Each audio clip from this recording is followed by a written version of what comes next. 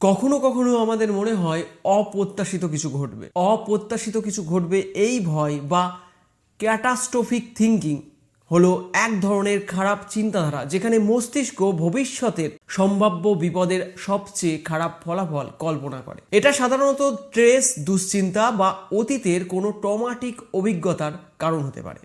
এই ভয় কিভাবে কাজ করে? আমাদের ব্রেন অনিশ্চিত বিষয়গুলো সহজে মেনে নিতে পারে না। ফলে যখন কোনো পরিস্থিতি পরিষ্কার নয় তখন মস্তিষ্ক স্বাভাবিকভাবেই খারাপ কিছু কল্পনা করে নেয়। অতীতে কোনো খারাপ ঘটনা ঘটলে আমরা মনে করতে থাকি যে ভবিষ্যতেও সেরকম কিছু ঘটবে। বিবর্তনের কারণে মানুষ ঝুঁকি এড়াতে চায়, কিন্তু অতিরিক্ত সাবধানতা কখনো কখনো অযৌক্তিক ভয় তৈরি করে।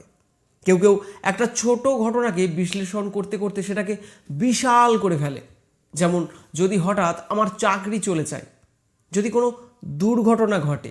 এর খারাপ প্রভাব মানসিক চাপ বাড়িয়ে দেয়, আত্মবিশ্বাস কমিয়ে দেয়, সিদ্ধান্ত নেওয়ার ক্ষমতা দুর্বল করে, অপ্রয়োজনীয় ভয় ও দুশ্চিন্তা তৈরি করে। কিভাবে এটির মোকাবিলা করা যায়? নিজেকে প্রশ্ন করুন, আমি যা ভাবছি তা বাস্তবে কতটা সম্ভব? দুর্ঘটনা ঘটতে পারে ঠিক, কিন্তু তা ঘটার সম্ভাবনা কতটুকু? খারাপ কিছু ঘটতে পারে, কিন্তু ভালো কিছু ঘটার সম্ভাবনা তো রয়েছে। বর্তমান মুহূর্তে মনোযোগ দিন, ভবিষ্যতের অজানা আশঙ্কায় নিজেকে হারাবেন না। আগেও তো অনেকবার ভয় পেয়ে কিছুই হয়নি, এবারও ঠিক হয়ে যাবে না?